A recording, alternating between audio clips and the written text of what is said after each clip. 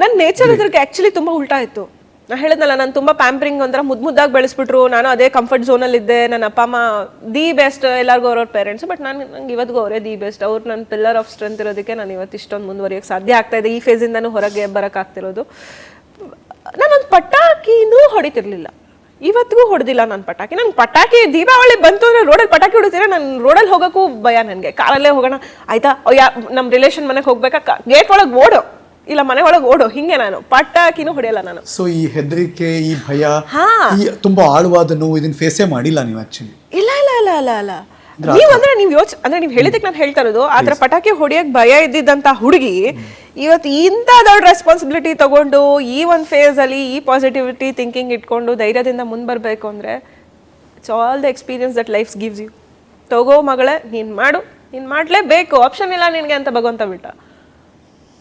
ಆ ಗಟ್ಟಿತನ ಅವಾಗ ಬರ್ತಾ ಹೋಗುತ್ತೆ.